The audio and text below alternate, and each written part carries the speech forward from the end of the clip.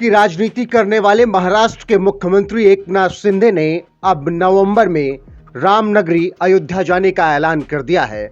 शिंदे का अयोध्या जाना उस सिलसिले की एक और कड़ी है जहां महाराष्ट्र के राजनेता अपने आप को हिंदुत्ववादी साबित करने के लिए अयोध्या जाते रहे हैं।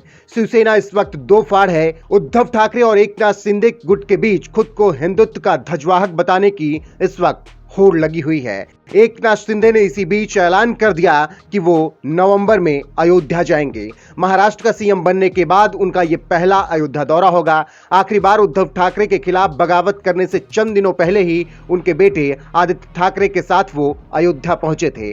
चर्चा ये भी है कि इस बार वो अपने सांसद बेटे श्रीकांत और उप मुख्यमंत्री देवेंद्र फडणवीस को भी साथ ले जाएंगे।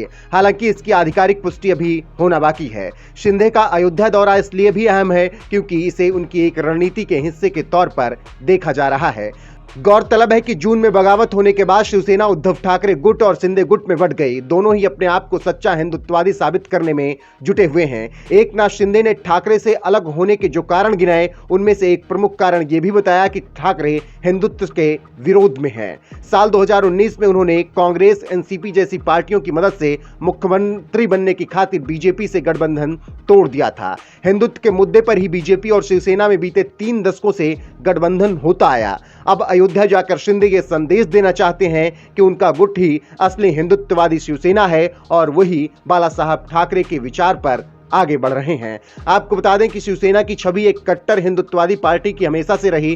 पार्टी के संस्थापक बाला साहब ठाकरे को हिंदू हृदय सम्राट कहा जाता था। शिंदे ये जताने की कोशिश कर रहे हैं कि सत्ता की खातिर उद्धव ठाकरे ने बाला साहेब के विचारों से समझौता कर लिया, लेकिन एकनाथ शिंदे का गुट ऐसा कुछ भी नहीं करने वाला है। उद्धव ठाकरे बाला साहब की संपत्ति के वारिस हो सकते हैं, लेकिन उनके विचारों के वारिस शिंदे अपने आप को बताने के लिए अयोध्या पहुंचने वाले हैं। दिलचस्प बात यह है कि 2019 के पहले खुद उद्धव ठाकरे बीजेपी पर हिंदुत्व के मुद्दे पर नरम होने का आरोप लगा रहे थे।